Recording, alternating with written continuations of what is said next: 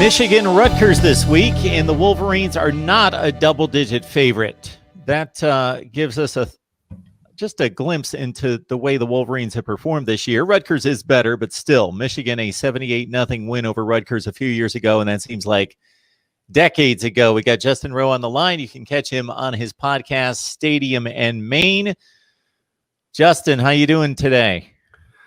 It's all not so great vibes in Ann Arbor right now. It's pretty doom and gloom. I imagine that for Jim Harbaugh and some of these other coaches and players going to the media and the press conferences this week is a tough one.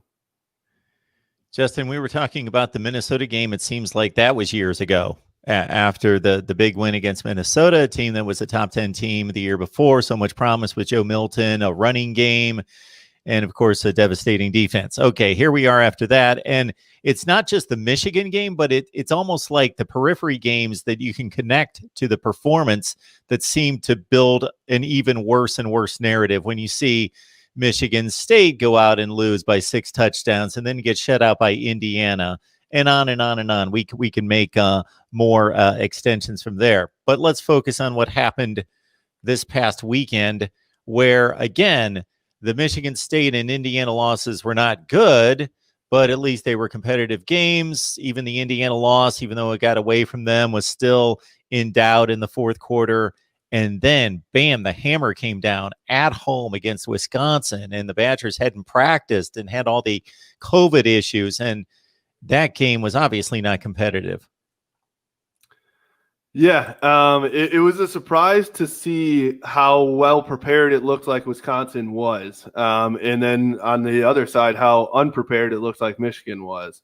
And so we knew kind of what Michigan was, obviously, going into this after watching them versus Michigan State and Indiana. But we didn't really know what Wisconsin was. So that was a bit of a surprise. Obviously, Graham Mertz looked very good against Illinois in their season opener back on, October 23rd, I think it was. Again, like you said, it seems like a year ago.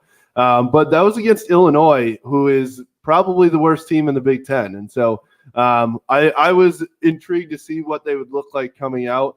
And honestly, Graham Mertz, he was good, but he was not the reason that Wisconsin dominated. They had 350 yards rushing.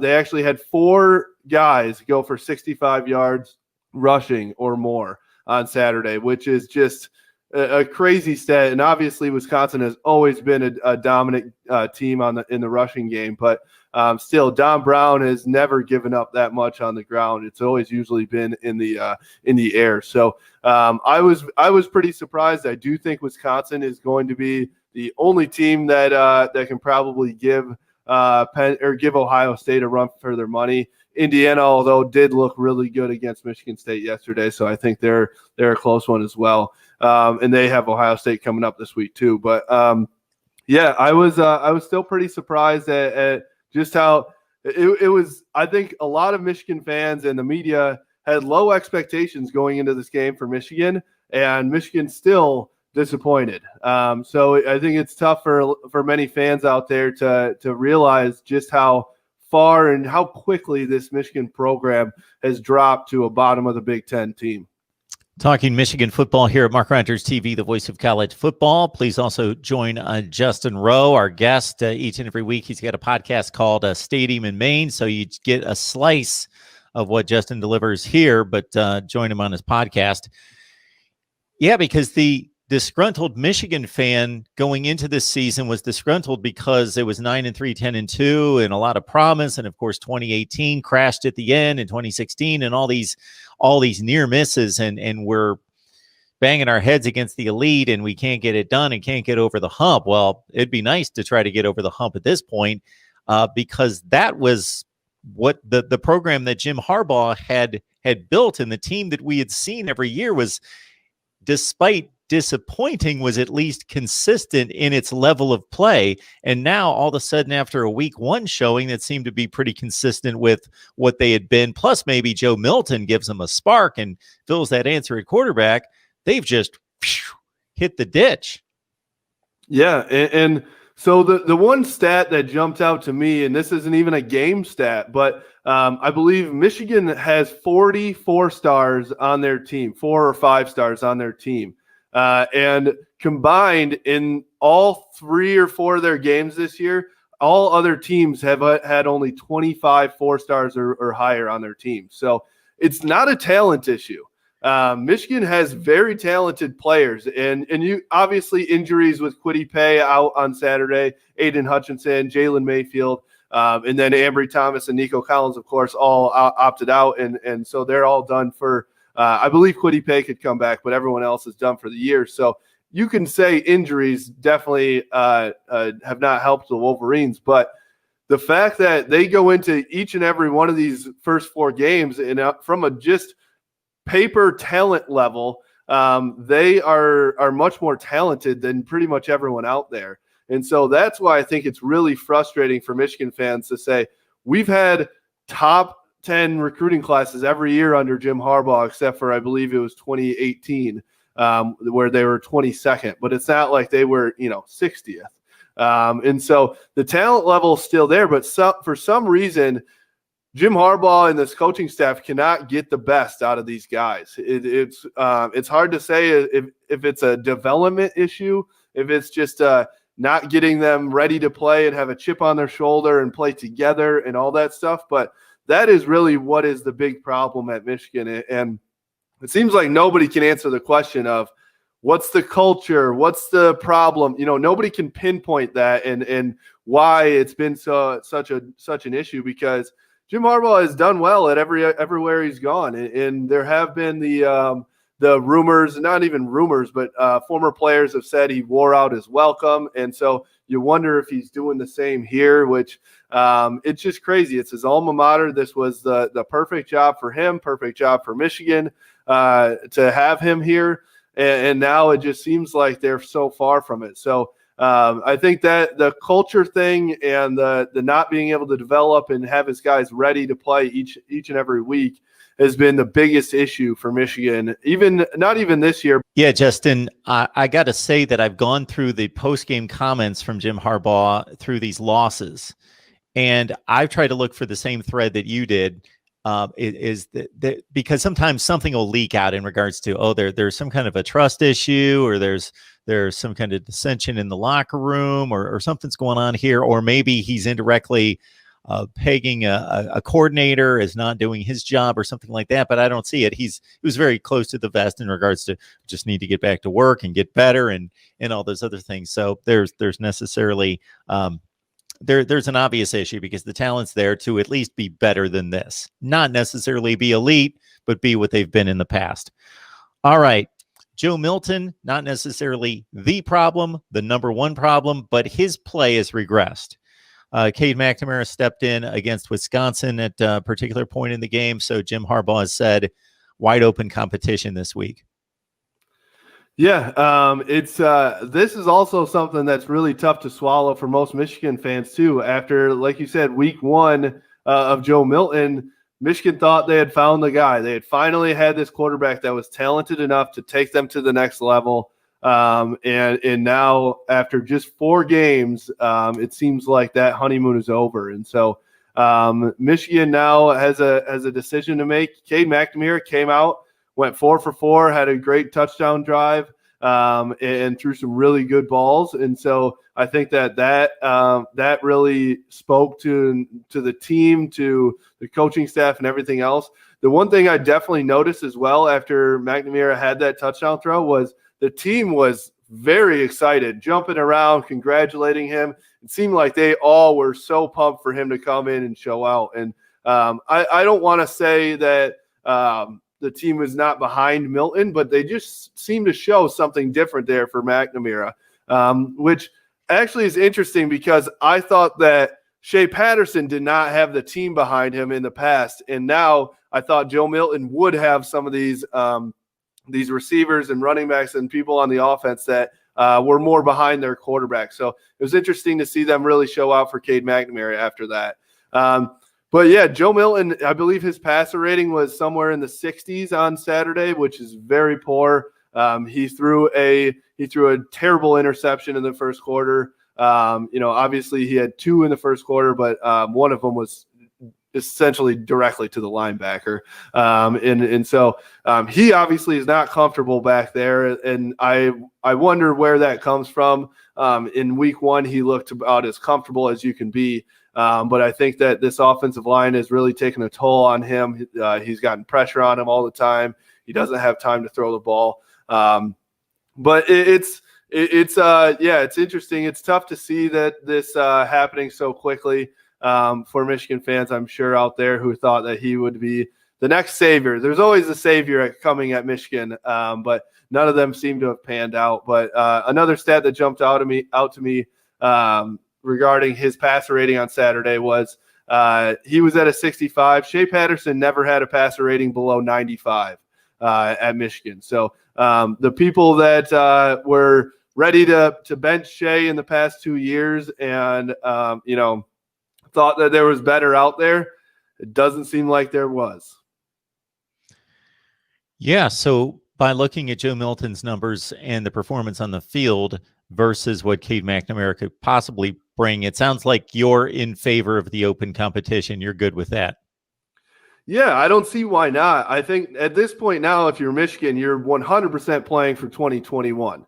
And so this season is lost. It's trying to get these guys ready to play in 2021. And it doesn't seem to me like Joe Milton is the guy. Can he be? Yes, he's incredibly talented. If he honestly just reduces the mistakes, hits some of those deep balls, he is a very good quarterback. I also think that this offense under the play calling of Josh Gaddis has not had an identity. So it's very difficult for him to get into a rhythm.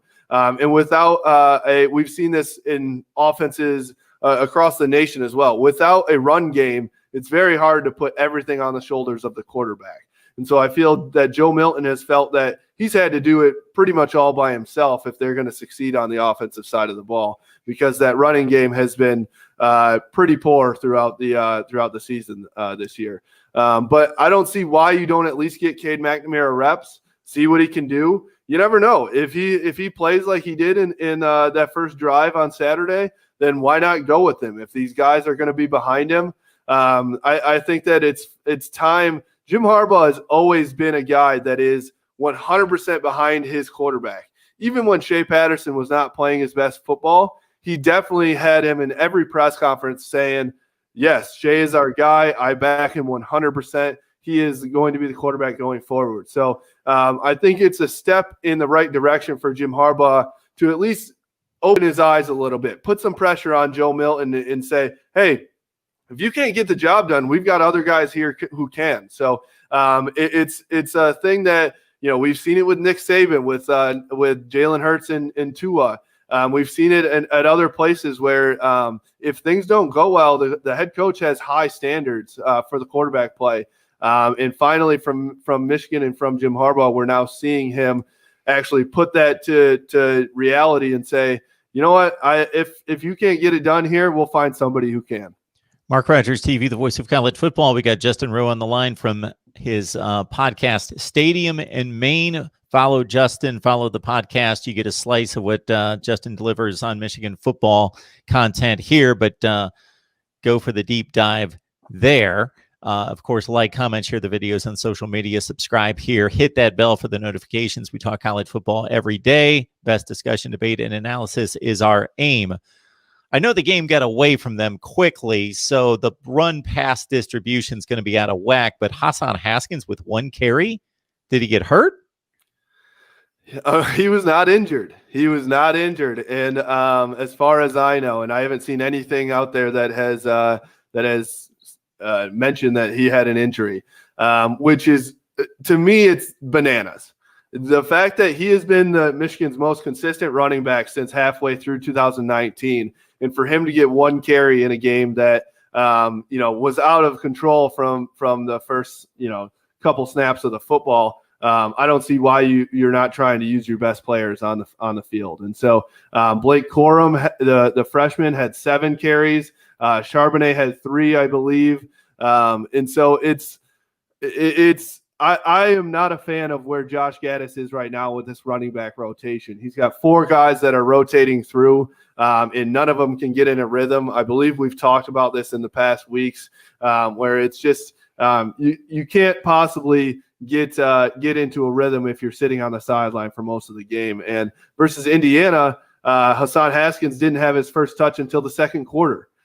So if I'm one of these running backs or multiple of them, I'd be probably looking elsewhere right now in the transfer portal to see who's going to give me snaps, because I believe that Hassan Haskins, he's averaging 8 yards per carry this season, but he only has 21 carries or 24 carries on the whole year in 4 games. And so how many running backs across the country had more than 24 carries on Saturday? So I think it's very frustrating probably for these running backs to say, hey, I can carry the load here. Why aren't you giving it to me?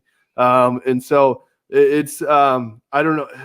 Can you be too deep at running back? It's kind of a crazy thought here with how Michigan's talent level or Michigan has not produced these guys. And all of a sudden you've got too many guys there. But I think Gaddis is a little bit lost. Nothing's been working for them, so he doesn't know what to do. He's just trying, just about everything to see if anything can work, and it's not providing an opportunity for anybody to really break out and be a leader in this on this offense. And actually more so than in any other season, we can trust the player stats because they're all conference games. So it's not like somebody's ringing up 9 yards a carry against FCS in Group of 5, and then they come into conference play at 3.5 yards per carry. They're all conference games. It's pretty much the same. Mark Rogers, the voice of college football, breaking down Michigan. Justin Rose on the line with us each and every week. You can catch him on Stadium in Maine. That's his podcast.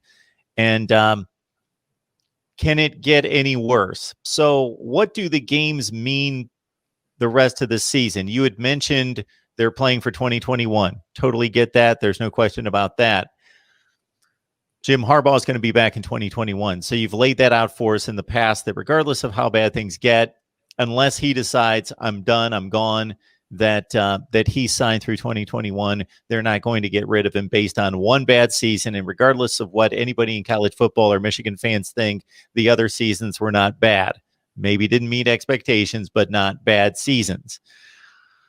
So the record is kind of window dressing, whether they miraculously turn it around and finish 5-4 or whatever, or it's 2-7 or whatever. But in terms of just the confidence, recruiting, how important do you think these games are to win finishing out? I don't know if they're even, obviously you have to beat Rutgers. If Jim Harbaugh loses to Rutgers in year 6, in my opinion, he should be left on the bus.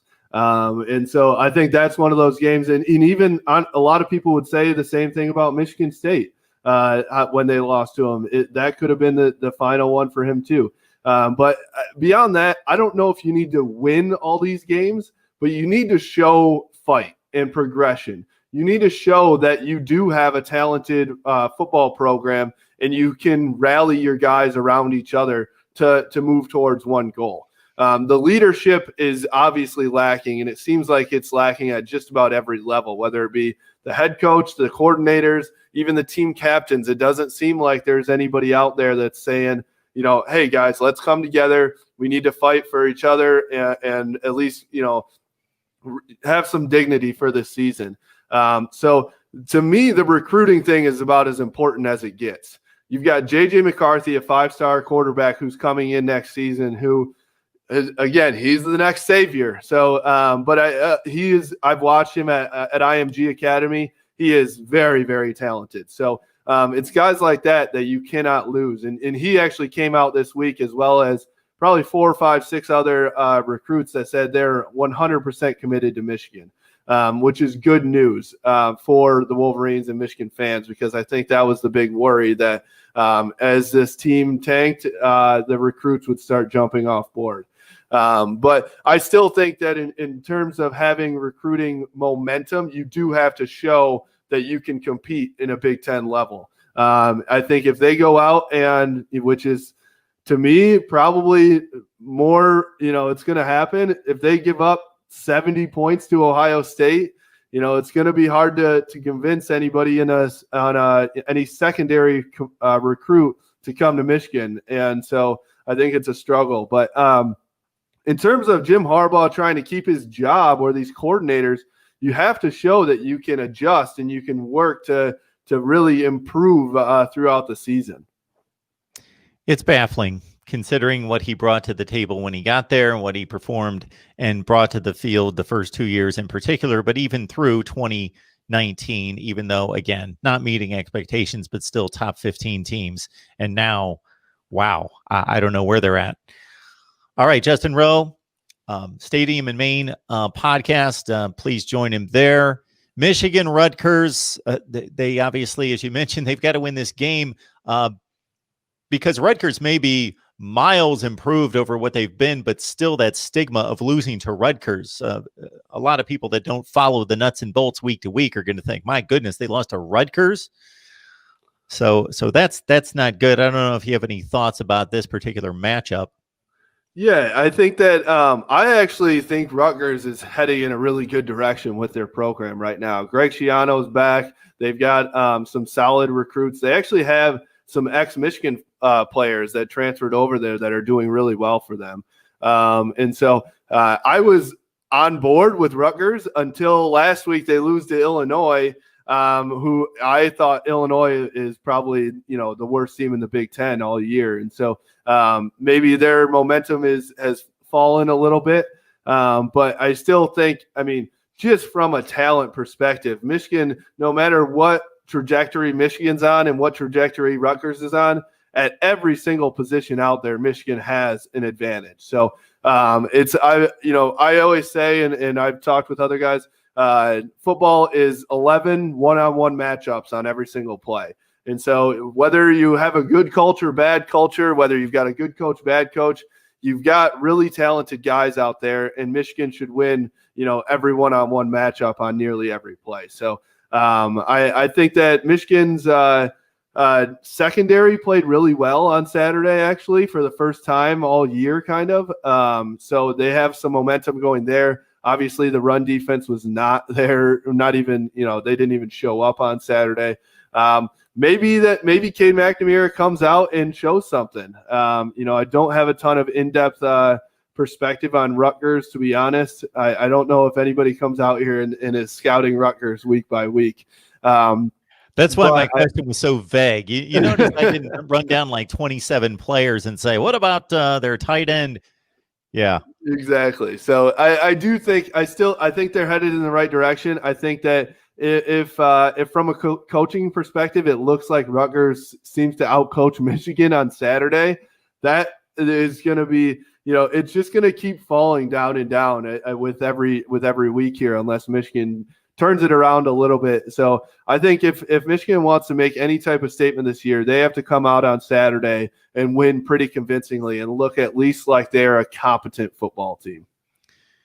Justin mentions Greg Schiano bringing in players from Michigan. He's also brought in players from all over the Big Ten, including his starting quarterback, Noah Vedral, from Nebraska, 63% passer through their games thus far, 5 touchdowns, 7 picks. Now, that seems to be bad, but at Rutgers, believe me, if you looked at their TD to interception ratios the past 5 years, they're just like atrocious, like unbelievably bad. Isaiah Pacheco, their leading rusher at 5.2 yards per carry. Again, if you would compare that against Rutgers' offensive production the past few years, it's miles beyond what they've done. Like they have posted, as is one of my favorite box scores of all time, Justin, 78-0. Beyond the 78-0, look at the box score. Like they've posted other box scores like that. I remember them having a negative passing yardage game against Iowa a couple years ago. They've been just incredibly bad. But this Rutgers team, Greg Schiano, he knows how to run a football program. Yeah, he does. And he was there before, and it went well with him there before as well. So I think he's got him moving in the right direction. They're going to win some. They've already won some football games this year. They're going to win some more football games this year. But I remember his first name was Art, the quarterback for Satowski. Yes. And looking at his stats, and I don't want to rag on a kid, but it was like 1 touchdown and like 25 interceptions or something crazy. Yes. it was just like, how does that even happen? It's so that's, again, like you said, that is what most people see Rutgers as still to this day. And so I don't think 4 games under Greg Schiano should make a huge difference, especially with the different levels that Rutgers and Michigan have been on. But I will say, I don't believe that Michigan will lose this football game. But if they even come out and if Rutgers is competing with them even in the second or the first half, it's going to be, boos from the Twitter sphere and the media and everybody else. And so I remember the last year of Brady Hoke, I believe it was, that Michigan came out. John O'Korn I can't remember who. I think it was John O'Korn had 2 interceptions in the first half against Rutgers in 2014, and then they finally pulled him. And it was just like that seemed to be the lowest of lows for Michigan, and now it seems like it's setting up for possibly the same situation next week. So we'll see how it goes. I don't trust in this coaching staff to turn things around so quickly. So we'll see what happens for the rest of the year. But I think that most Michigan fans and this coaching staff and the players are saying they're looking at December 12th against Ohio State thinking, holy smokes, if Wisconsin can put up 49 and basically, one half because they ran out the clock essentially the whole second half, what can Ohio State do to us in 4 quarters? Because Ryan Day earlier this year said he wants to hang 100 on Michigan. So that's looking more and more realistic as we go on. Again, it's Justin Rose Stadium in Maine podcast. Please join him there talking Michigan. Justin, we appreciate you stopping by. Thanks for having me.